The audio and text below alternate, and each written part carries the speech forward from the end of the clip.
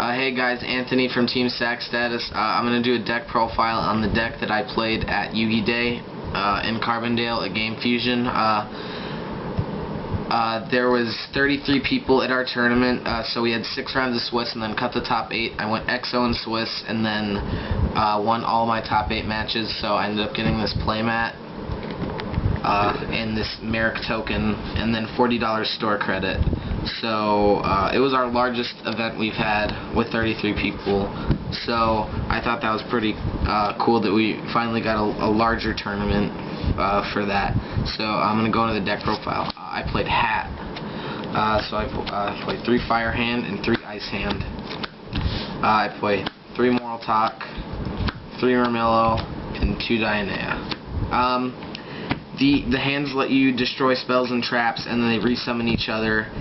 Moral Talk, if it's special summoned during your opponent's turn, you get to destroy one of their face-up cards. Mermillo lets you add a trap tricks or a trap hole to your hand, and then Dionea lets you summon back Mermillo or Dionea, and then when these cards are special summoned, this one pops a spell or trap, and this one lets you set a trap hole from your graveyard. So you don't have to play very many monsters considering how good all of these cards are, so you don't really have to play much because they're so powerful. That's all I played for monsters. I think it's about 14. For the spells, I played 3 Pot of Duality. You play 3 because you don't play very many monsters, so you really want to get a monster turn 1, specifically Mermillo, or some of your other trap cards that are very powerful. So 3 Pot of Duality. You don't special summon very much, so 3 never really gets cloggy, and sometimes you just Pot of Duality and do Duality if you don't hit something and play it again next turn. I've done it a few times. You play 3 MST. I like this over Ignition because I don't like Beagle Talk. MST is it's a preference. The build that won Nats played 3 MST over the Ignition Beagle Talk build, so I played MST instead. I play 4 one-ofs, Dark Hole, Book of Moon, Mind Control, and Soul Charge. Dark Hole lets you try to break through your opponent's pre-established field. Book of Moon is for interruptions on your plays, or you can Book of Moon your own monster if they try to like bottomless it or something like that. Mind Control lets you take one of your opponent's monsters, so you can take a level 4 or 5 and make an Xyz with one of your own monsters so they don't get their monster back. And then Soul Charge is basically just for comeback plays in this deck, because you run so few monsters. If they get rid of it, sometimes you just need to get a bunch of them back at once and make a bunch of plays. So that's all for the spells. Next, for traps, I played 3 Sanctum. This is the card that makes Moral Talk so good. You summon it from deck during your opponent's turn, and then you get to destroy one of their cards. And if they blind MST into Sanctum, you destroy one of their cards and then you chain it, and then you summon Moral Talk and then you pop one of their face-up cards. So it's basically 2 free pops. So if you if your opponent MST Sanctum, they're really screwed. Next, you play 2 Trap Tricks, Trap Hole Nightmare, and a Bottomless. These you search out with Mermillo. They're all really good cards. This lets you negate the effect of a special summon monster that just activated their effect, and then destroy it. And then Bottomless is just something that lets you destroy and banish a monster that has 15 or higher attack and was summoned. So it's at 1 because it's so good. I'm really surprised it didn't get banned, but you play these to search off of Mermillo. For other traps, you play 2 Blackhorn. Blackhorn is still very good, even with Yugioh being played less, I think. Everything summons from the extra deck at some point. So, unless you draw both and they literally summon out of the extra deck none, Blackhorn will be good at some point in your game. 2 Wiretap. You want to stop your opponent's traps that are going to hurt your monsters, because you don't play that many monsters and you don't have like weird chain combos and that let you go through multiple monsters in a turn. You usually only get your normal summon, and sometimes you get a little extra, and that would be it. So wiretaps help protect your monsters and stop your opponent. 2 Breakthrough Skill. You want to negate your opponent's your opponent's monster effects, so you can continue with your game, stop their effects, so they don't get to add cards to their hand, like on other Murmillos, or banish it from the graveyard and negate the effect of one of your opponent's monsters on the field, so you can make other plays if you otherwise wouldn't be able to. So breakthrough skill's really good. I like it better than Phoenix Chain because you still want your opponent to attack in your hands sometimes, so breakthrough is better in my opinion. Next I play one Call the Haunted. I like this better than a second Soul Charge because you don't have to pay life points. You can do it in your battle phase, and you can do it at your opponent's end phase and get a Moral Talk or a Murmillo or Dianea effect, and it's really good. Soul Charge, it too gets cloggy for me sometimes, so I like Call of Haunted. And then I play one Compulse, one Torrential, and one Warning. These cards are self-explanatory. They're all at 1 because they're so good. So you play one of each. And that's all for the traps. Into the extra deck, I play 2 101. Since this deck is all generics, 101 is extremely good. There's not really any specific extra deck monsters that you play that are archetype specific, so 101 is really important. So the second one is necessary just so you can get around your opponent's plays easier. I play 1 Exciton Knight. This lets you get through your opponent's field if you're really far behind. So Exciton is important, but if you're winning, he's pretty much, you'd never use him if you're winning. So as long as you're winning, you don't need him. 1 Abyss Dweller. Any effects in graveyard, just stop them. Hands, artifacts going to the graveyard, mermails, dragons, things like that. He's really good against them. And if you overlay with Ice Hand, he gets 500 extra attack, and all your other water monsters get 500. So Honor Arc would get 500, and your other Ice Hands would get 500. So that's actually neat. It happens sometimes, and it really helps. Play 1 Cairngorgon. He lets you redirect card effects that can be redirected with specific targets. So you can basically change where your opponent MSTs, what cards they destroy with their hands, anything that you could switch targets on. So he's pretty cool. And he has 2450 attack, which is one of the stronger attacks on the generic rank 4s that have effects. 1 Black Ship. This card is really good against the hands because you don't want to destroy them, because then another one's going to get summoned, so you have to play around them sometimes. So Black Ship of Corn is really good. 1 Diamond Direwolf.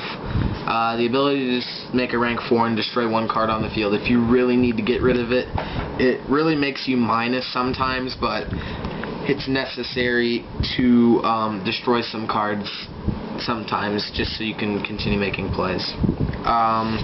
Then I play 1 Lavalval Chain. This card was probably my favorite extra deck monster for the whole tournament. I add Dianea to the top of my deck twice, and I get a free rank 4 each turn and free MST or set a trap hole from grave. It's insanely good. You can send a monster to your graveyard if it's dead.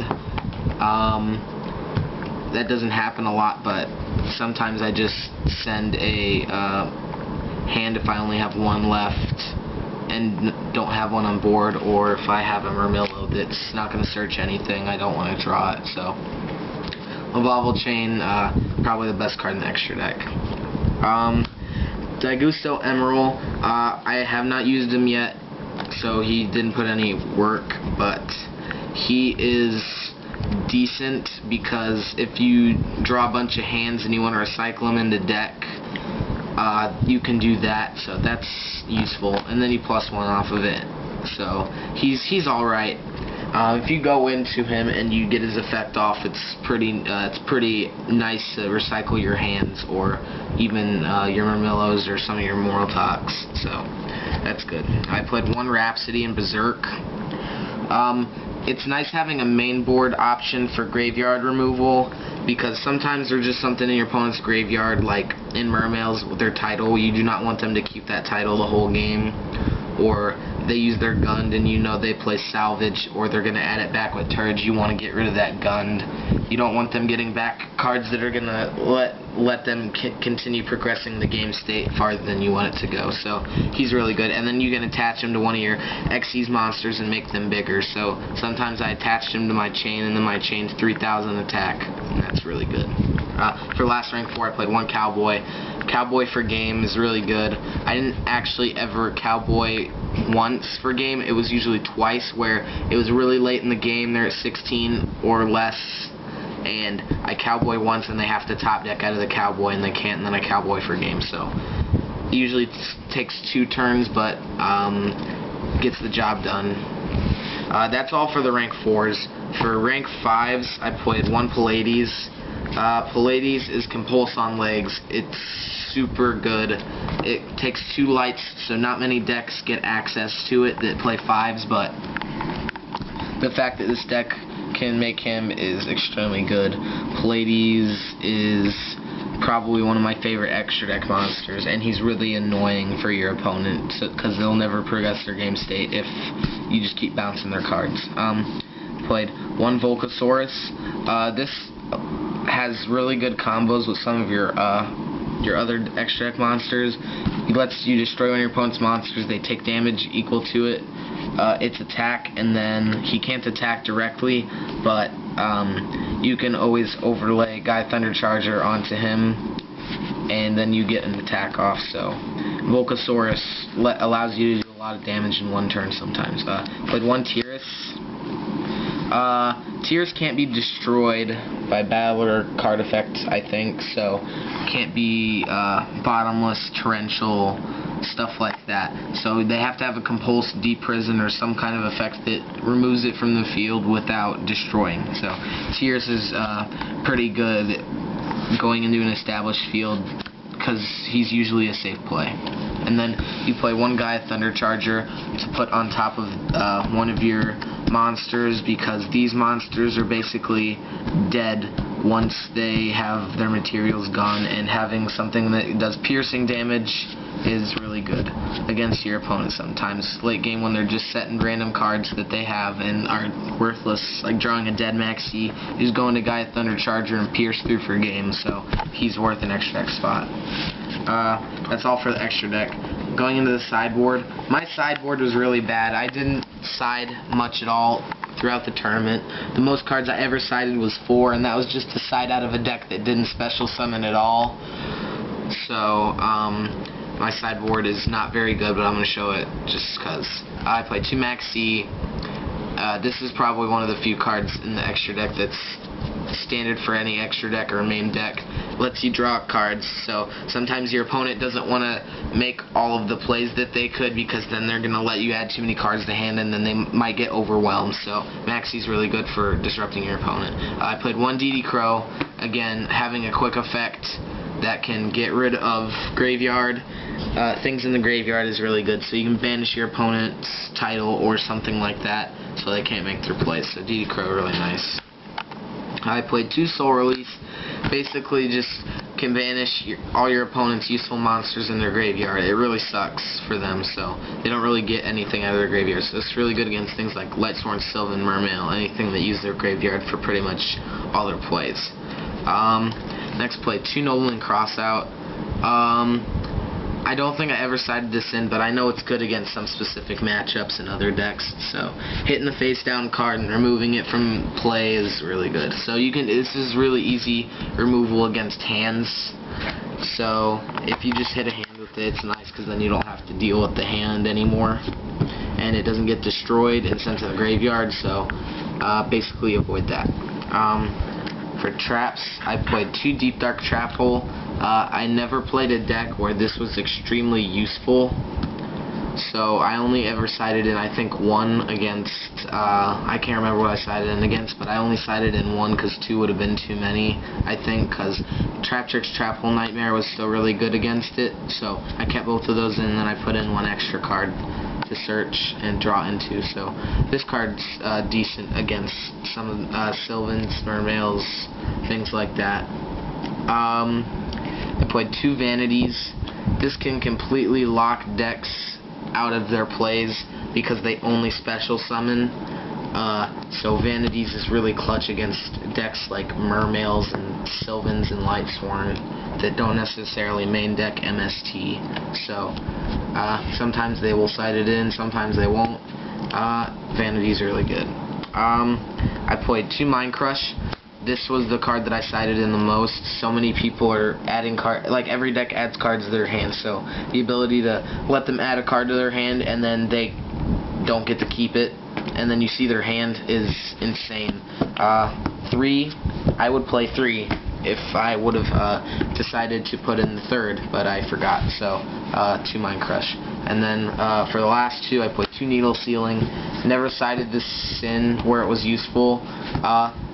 I had 2 spots and I don't own Debunk and I didn't know what else to put in here, so I put in Needle Sealings. They could be good in some matchups. That's all for the sideboard. So that's the deck. I played this at